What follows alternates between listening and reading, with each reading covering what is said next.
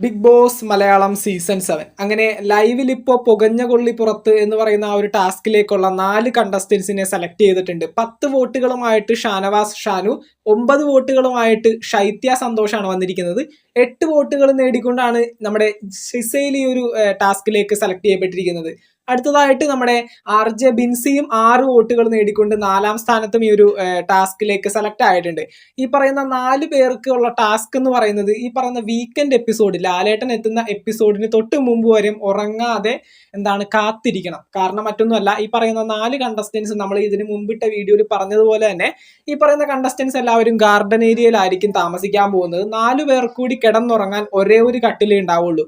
ആ ഒരു കട്ടിലിൽ കിടന്നുറങ്ങുന്ന വ്യക്തിയെ മറ്റുള്ള കണ്ടസ്റ്റൻസ് എല്ലാവർക്കും കൂടി അവിടെ ഒരുക്കിയിരിക്കുന്ന റെഡ് കളർ സോണിലേക്ക് കൊണ്ടുപോയി വെച്ച് കഴിഞ്ഞിട്ടുണ്ടെങ്കിൽ ആ വെക്കുന്ന സമയം വരെ ഈ കിടന്നുറങ്ങുന്ന വ്യക്തി തന്റെ ഉറക്കത്തിൽ നിന്ന് എണീറ്റിട്ടില്ലെങ്കിൽ തീർച്ചയായിട്ടും ആ ഒരു വ്യക്തി ഈ പറയുന്ന ടാസ്കിൽ നിന്ന് പുറത്താവുന്നതായിരിക്കും. അതിലൂടെ ബിഗ് ബോസ് ഹൗസിൽ നിന്ന് എവിക്റ്റ് ആവുന്നതായിരിക്കും. ഇതൊരു സ്പോട്ട് എവിക്ഷൻ ടാസ്ക് ആണ്. 7ന്റെ പണി എന്ന് പറയുന്നത് കൃത്യമായിട്ട് തന്നെ ബിഗ് ബോസ് ഈ ഒരു സീസണിൽ കൊണ്ടുവരാനായിട്ട് ശ്രമിച്ചിട്ടുണ്ട്. ഒരു സ്പോട്ട് എവിക്ഷൻ തന്നെ ഇവിടെ സംഭവിക്കും. അതിനകത്ത് യാതൊരു ആനുകൂല്യങ്ങളും ഉണ്ടാവില്ല. ഈ പറയുന്ന ടാസ്കിൽ ഈ പറയുന്ന കട്ടിലിൽ ഈ പറയുന്ന റെഡ് സോണിലേക്ക് കൊണ്ടുപോയി അവിടെ വെക്കുന്നത് വരെയും ഈ കട്ടിലിൽ കിടന്നുറങ്ങുന്ന വ്യക്തി ഉറങ്ങുകയാണെങ്കിൽ തീർച്ചയായിട്ടും ആ ഒരു വ്യക്തി ബിഗ് ബോസ് ഹൗസിൽ നിന്ന് എവിക്റ്റ് ആവുന്നതായിരിക്കും.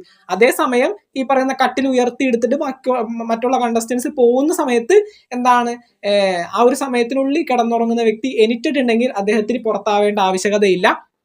പക്ഷെ ഇവർക്ക് ഉറങ്ങണമെങ്കിൽ ആ ഒരു ഗാർഡൻ ഏരിയയിൽ വെച്ചിരിക്കുന്ന ഒരേ ഒരു കട്ടിലിൽ മാത്രമേ കിടന്നുറങ്ങാനായിട്ട് സാധിക്കുള്ളൂ.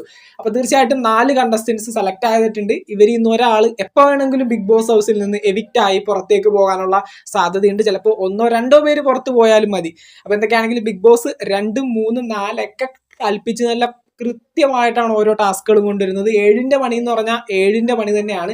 എന്തായാലും നമുക്ക് നോക്കാം ആർക്കൊക്കെ പണി കിട്ടും, ആരൊക്കെ പുറത്താവുമെന്ന്. ബിഗ് ബോസ് മലയാളത്തിന്റെ പുതുപുത്തൻ ലൈവ് അപ്ഡേറ്റ്സുമായിട്ട് നമുക്ക് വീണ്ടും കാണാം. ചാനൽ സബ്സ്ക്രൈബ് ചെയ്യുക, ലൈക്ക് ചെയ്യുക, ഷെയർ ചെയ്യുക, കൂടെ താങ്ക് യു.